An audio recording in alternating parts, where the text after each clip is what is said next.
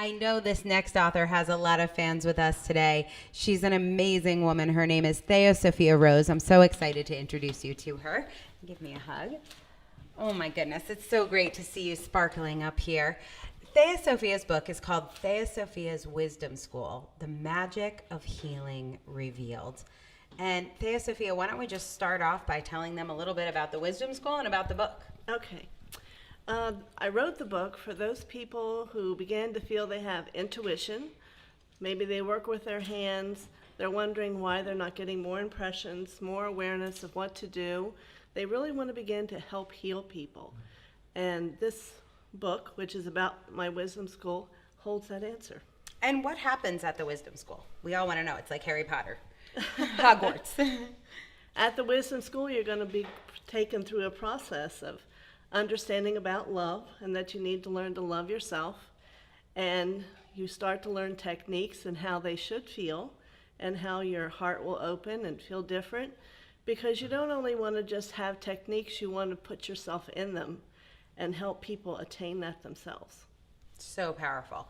Well, Jade from Texas has a question. Hi, Jade. She says, how did you find your own voice in a market saturated with books that seemingly already cover every imaginable subject?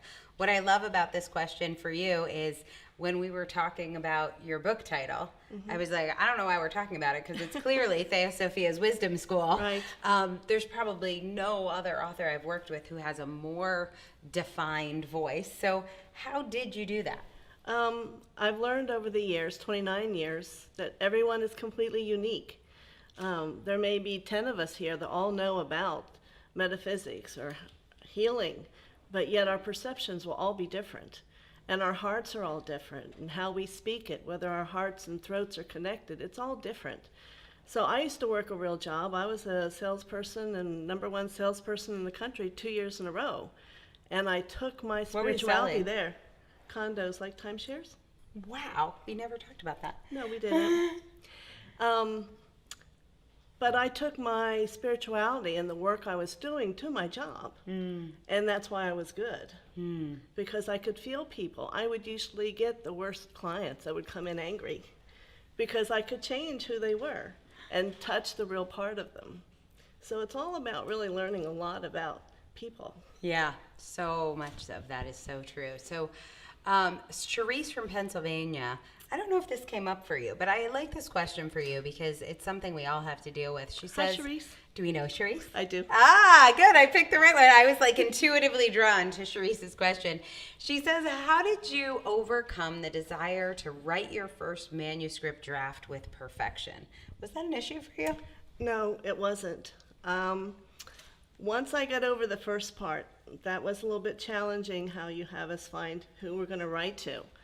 And when I did the inline, I just knew it was there. And when I went to write, it didn't take long because everything was in front of me and my heart just spoke it. Yeah. So when people are in our program and they're struggling with perfection, which is a big thing that comes up, one of the things that I share, Charisse, is that every single book that's ever been written, from TheoSophia's book to War and Peace, they all had to have a first draft. There's no way to get a book done without having a first draft. There's just none. And so being able to get to the end of that and knowing I might still have a lot of editing, I might have a little editing, but just knowing it is by definition going to be an imperfect first draft. One of my favorite writing, she's not really a coach, but person who writes about writing is Anne Lamott. Have you ever read her book? She's amazing. So in her book, Bird by Bird, she calls it the shitty first draft. And we all need one. And once you know that there's something perfect in the imperfection, and you can just redefine perfect to being done and done by a deadline and that being enough. And the great thing you do is she just tells you, just keep writing.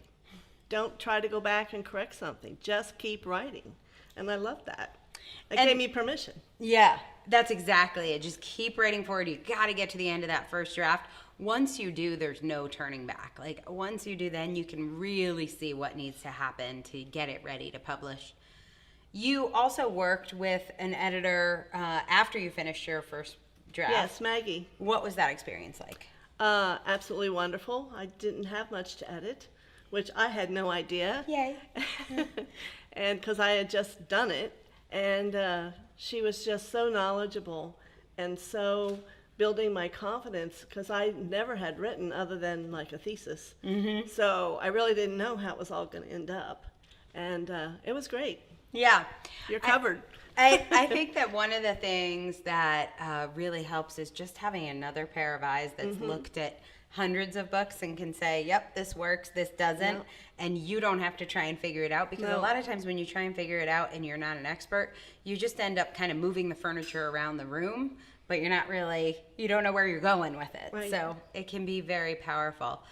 So I'm going to ask you one more question because we have so many here. So Josie from North Texas said, how do you know who is the right publisher? There are lots of options, but I don't feel they really care about what I'm writing. You've obviously decided to publish with us. So how did you know it was right, Miss Intuition Lady? Yes, I always live by my heart. And when I saw Angela come around on the Facebook, all your ads, I knew it. So my heart and my soul went about finding how to help me do that. So, and when it came to publish, well, I won't talk about what all happened, but it's a God thing. And I trust that. And I think that's important to know. Angela's just love. That's it. See, I love her. But it is, like, this is what I say to people, because everyone might not feel that way. I think we're guided in our lives to work with different people. And I think of my clients as soulmates.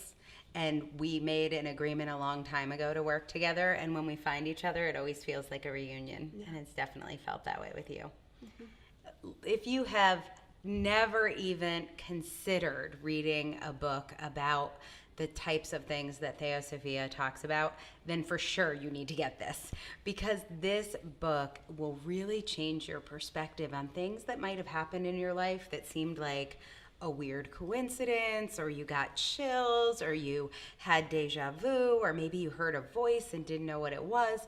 All those things that are so easy to dismiss, and we just get told, you know, shove that down, focus on work, Don't put your speak head about down. it. Right. Definitely don't speak about it. There is something in there. If you're curious at all, well, let me show them this cover. Because I think this cover has secret hidden messages in it. I don't know what they are. But if this cover pulls at you, if you look at the name and say, what is a wisdom school? That's a little whisper, I think, from the universe. Yes, I do too. It's totally free. Get it, download it, share it with a friend. This is a book that could change your life. Thank you so much for putting it out there.